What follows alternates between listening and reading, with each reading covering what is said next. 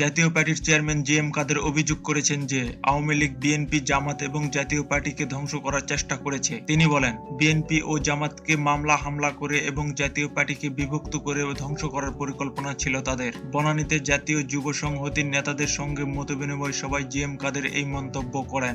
G M কাদের আরো বলেন, আওয়ামী লীগ তাদের দানবীয় শক্তি ব্যবহার করে বিরোধী দলগুলোকে রাজনীতি করতে দেয়নি, বিএনপিকে জেল জুলুম করে ঘরছাড়া করেছে, জামাতকে রাজনীতির মাঠে দাঁড়াতে দেয়নি এবং 2014 সাল থেকে জাতীয় পার্টিকে রাজনীতি করতে দেয়নি। তিনি আরো উল্লেখ করেন, 2014 সালের পর থেকে আওয়ামী লীগ জাতীয় পার্টির ভেতরে একটি দালাল গোষ্ঠী তৈরি করে তাদেরকে প্রতীক এবং লোগো ব্যবহার করতে সহায়তা করেছে। এছাড়া জি এম কাদের আরো জানান, 2024 সালের নির্বাচন নিয়ে জাতীয় পার্টিকে চাপে রাখা হয়েছিল এবং দলটি নির্বাচন না করলে অন্য কেউ তাদের প্রতীক নিয়ে নির্বাচনে অংশ নিত। তিনি বলেন, ক্ষমতার অপব্যবহারের কারণে আওয়ামী লীগ সরকার স্বৈরাচারে পরিণত হয়েছে। সংবিধানের অসীম ক্ষমতা একটি ব্যক্তি ও দলকে দানবীয় শক্তিতে রূপান্তরিত করেছে এবং পঞ্চদশ সংশোধনী বাতিল করে সংবিধান সংস্কারের দাবি করেন তিনি।